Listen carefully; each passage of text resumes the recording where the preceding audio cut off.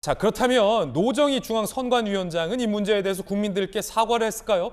그 사전투표 논란 당일 출근도 안 해서 더 큰 비판이 일고 있는 상황인데 선관위원장은 사과 한마디 없었다라는 보도들이 나왔습니다. 직접 들어보시죠. 위원장님, 이번에 그 사전선거 부실 논란 어떻게 설명하십니까?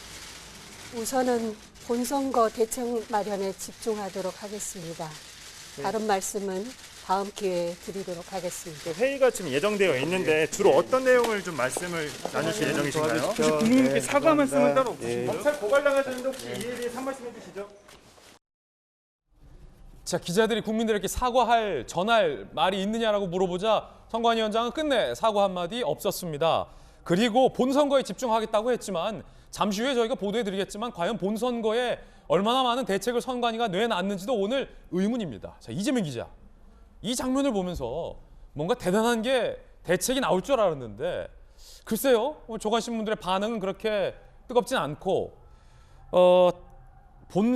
다른 말씀 다음 기회에 드리겠다라고 했는데 선관위원장이 그러고 나서 공교롭게 CCTV가 가려진 곳에 투표함이 발견되는데 이건 근데 아무리 생각해도 너무 상식적이잖아요. 왜냐하면 사전 투표함은 CCTV가 있는 곳에서 보관이 돼야 한다는 건 나도 알고 너도 알고 국민들도 아는데 선관위 공무원만 몰랐다? 말도 안 되고 CCTV가 굳이 있는데 그거를 가려놨다? 그리고서 하는 변명이 회의가 노출될까 봐 상식적인 게 하나도 없어요. 선관위원장은 왜 사과 안 합니까? 제가 아까 말씀드렸지만 2020년 총선 당시에 사전투표 부정 논란이 있을 때 그때 핵심이 뭐였냐면 투표함 관리와 투표 용지들이 사용하지 않고 남은 투표 용지들이 그냥 방치돼 있다 이런 것들이 주요한 이유였습니다. 그럼 당연히 이번 선관위가 사전투표에 임하는 자세는 당연히 투표함을 얼마나 철저히 관리하느냐, 투표 용지를 얼마나 철저히 관리하느냐 이 두 가지 말고는 다른 게 없습니다.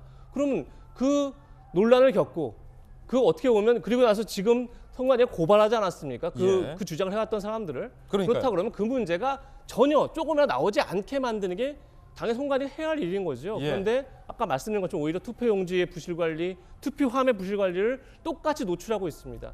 이쯤 되면 선관위가 도대체 투표에 대해서 가장 신성하게, 가장 중요하게, 가장 엄숙하게 생각할 선관위가 그렇지 않다는 느낌을 국민들이 받는 게 이상하지 않지 않습니까? 당연히 그렇게 도대체 선관위는 투표를 어떻게 생각하는 거지? 선거를 어떻게 선거에 대해서 어떤 마음으로 임하고 있는 거지? 이런 생각이 들 수밖에 없는 거죠.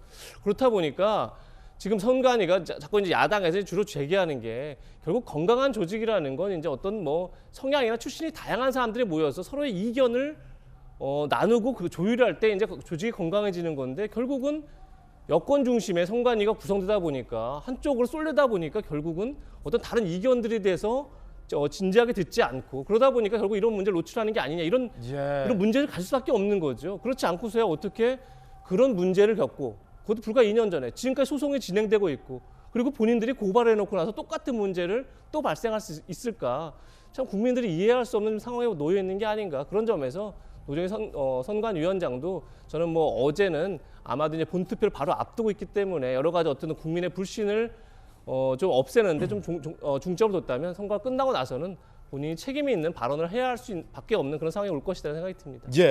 거의 역대급 해명이 아닐까 싶어요. 그 회의하는 장소에 회의가 노출될까 봐 CCTV를 가려놨다는 해명은 아무리 생각해도 이해가 잘 되지 않는 해명입니다.